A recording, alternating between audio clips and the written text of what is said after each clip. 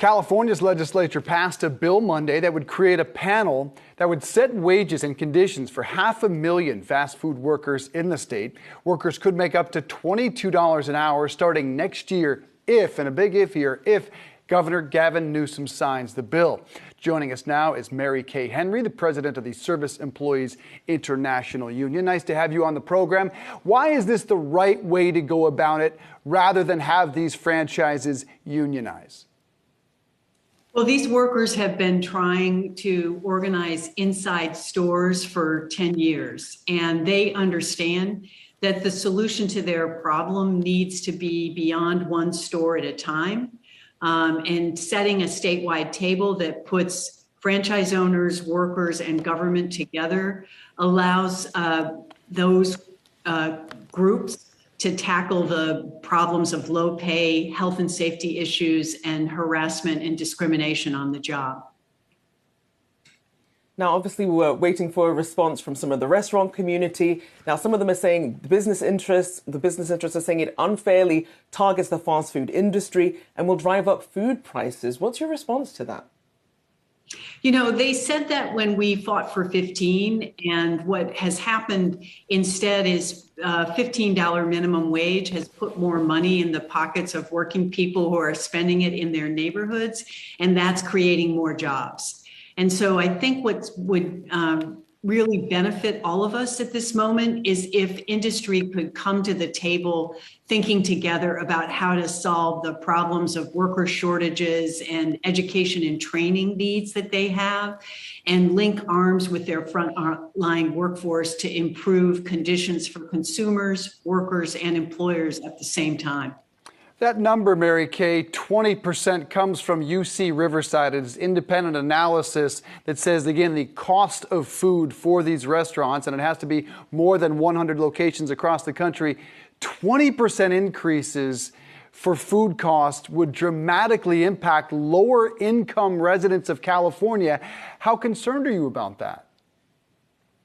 Well, I questioned the 20% increase as a result of this fast food sector council. I think that rising costs have hit low-wage workers and their families the hardest all across the economy. And so the challenge I would say back is there are workers around the world and in the US who have high wages and benefits, but have a labor management relationship where prices have been held in check because there's a collaborative relationship between labor and employers. And I want to get your response when it comes to franchises. We saw that International Franchise Association President and CEO Matthew Holler released a statement against the bill, writing, quote, AB 257 is a discriminatory measure designed to target the franchise business model. The bill creates an arbitrary standard for one sector of workers while punishing small business owners and their customers. The statement also says that the bill is, quote, based on the flawed premise that working conditions are worse in counter-service restaurants rather than other food sector establishments. So what is your take on that? On that comparison, is it worse for some of these counter-service workers? You know, I think that CEO needs to consider these are working people in these restaurants who have to decide between paying groceries or rent and whether they can get school supplies for their kids. And it's in a sector of the economy where the major corporations are earning record profits.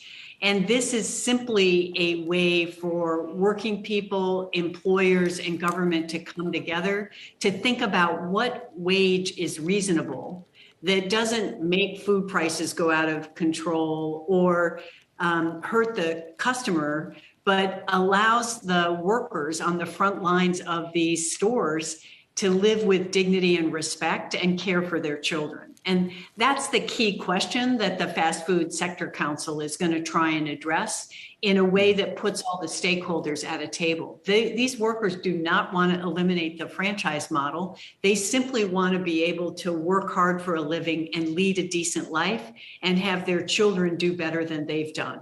Some fear this would stop franchise expansion into the Golden State. But let's talk about federal minimum wage is $7.25. California, January 1 will be the highest in the country at $15.50. So some argue that is the last state that needs wage improvement. The other aspect here that the opponents say is only 1.6% of current labor violations come from the fast food industry. So they're saying you're solving a problem that doesn't exist. What's your reaction?